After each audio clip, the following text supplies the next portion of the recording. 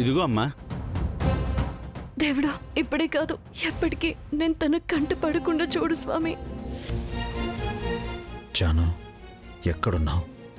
ఎలా ఉన్నావు? నాకెప్పుడు కనిపిస్తావు? నా దగ్గరికి ఎప్పుడు వస్తున్నావు?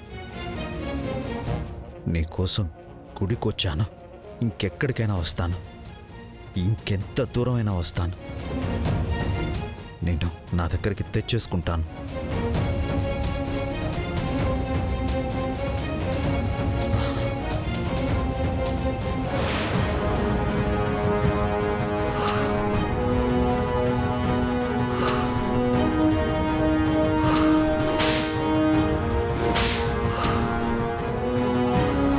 తొందరలోనే నీకు మంచి సంబంధం చూసి పెళ్లి చేసేస్తా.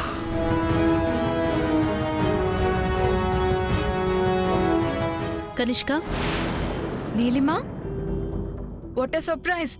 నువ్వేంటి ఇలా వచ్చావు? నేనేం డిస్టర్బ్ చేయలేదు కదా?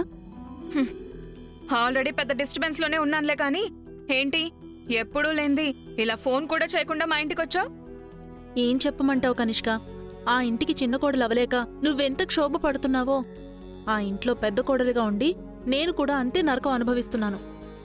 ఏంటి నువ్వు అనేది? మనిద్దరి బాధలకి, కష్టాలకి, కన్నీళ్లకి కారణం ఒక్కరే కనిష్క.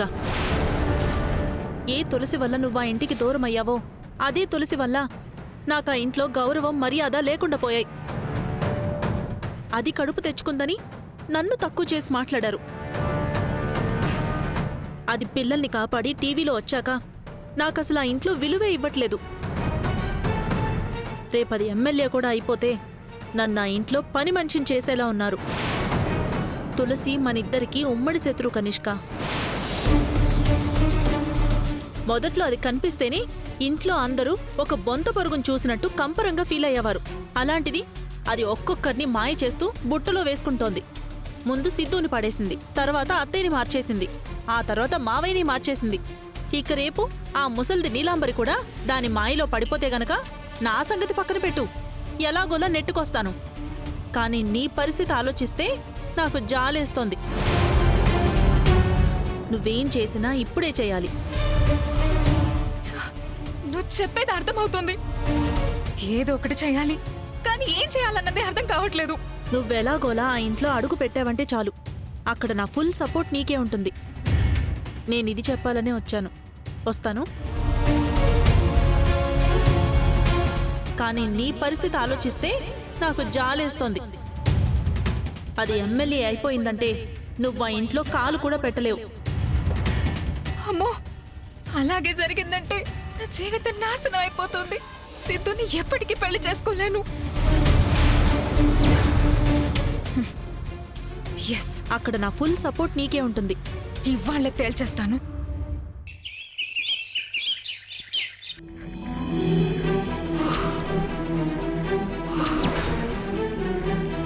తులసి ఆ ఎమ్మెల్యే టికెట్ వదులుకుంటే తప్ప నాకు అవకాశం రాదే.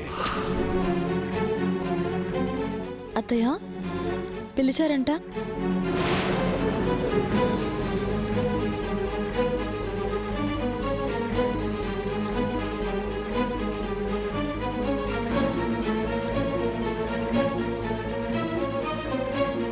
ఇది ఎలా ఒప్పిస్తుందో ఏంటో. ఏంటత్తయ్య? నా పుట్టినరోజింత ఘనంగా చేశావు. అందరూ శుభాకాంక్షలు చెప్పడంతో పాటు కానుకలు ఇచ్చారు. మరి నువ్వేమివ్వవా? అయ్యో అయ్యో, క్షమించండి అత్తయ్య. ఉండండి, నేను ఇప్పుడే తీసుకొస్తాను. తులసి, ఆగు.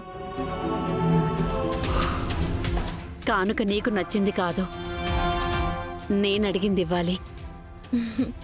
సరే అత్తయ్య, అడగండి.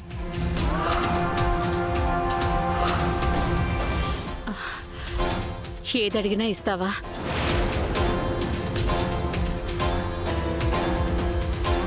ఇస్తానత్తయ్య. ఈ ఇంట్లో నేను అడుగు పెట్టిన దగ్గర నుంచి ఎన్నో ఇబ్బందులు పడ్డాను. ఎవరెన్ని మాటలన్నా, ఎంతలా అవమానించినా మీరు మాత్రం నన్ను ఆదరించారు. మీరే గనక లేకపోతే నేను ఈ ఇంట్లో ఉండగలిగేదాన్ని కాదు. అత్తారింట్లో నాకు అమ్మగా మారిన మీరు ఇది కావాలని నన్ను అడిగితే నేను ఇవ్వకుండా ఎలా ఉండగలను? అయితే నాకొక మాట ఇవ్వమ్మా. అదే నువ్వు ఈ అత్తకిచ్చే గొప్ప బహుమతి అవుతుంది. సరే అత్తయ్య, ఏంటో చెప్పండి.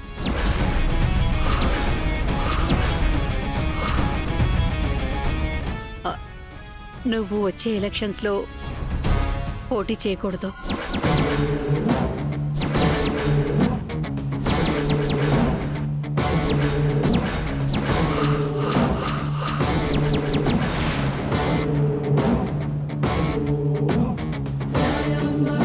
ఆ, అత్తయ్య, నువ్వు ఎమ్మెల్యేగా పోటీ చేయను అని, ఆ టికెట్ వదులుకుంటానని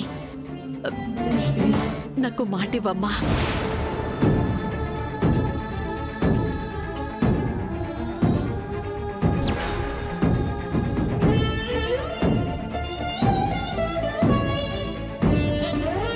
ఆ, సడన్గా ఎందుకు అత్తయ్య? ఏమైంది మీకు? ఎందుకు ఇలా అడుగుతున్నారు?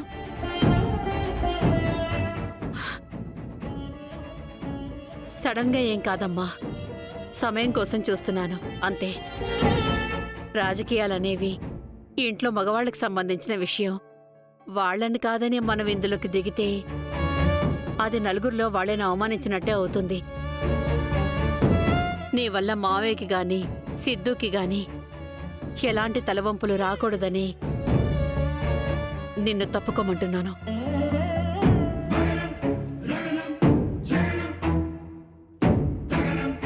వాళ్ళు జనం బాగోగులు చూసుకుంటే మనం వాళ్ళ బాగోగులు చూసుకోవాలి. అదే మన ఆచారం.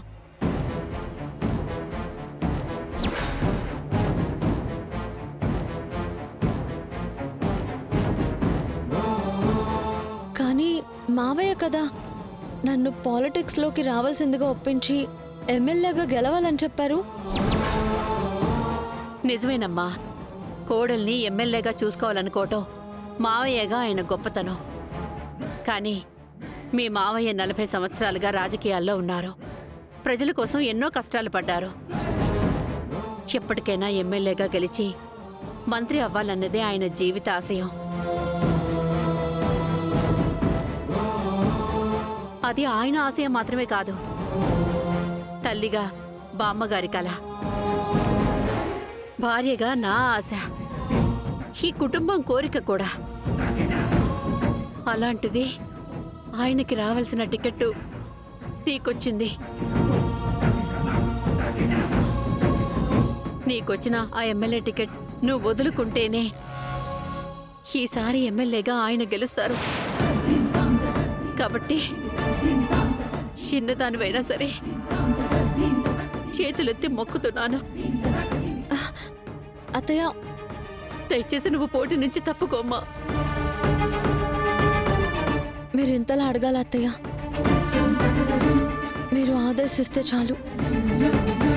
అమలు పరచాల్సిన కోడల్ని నేను.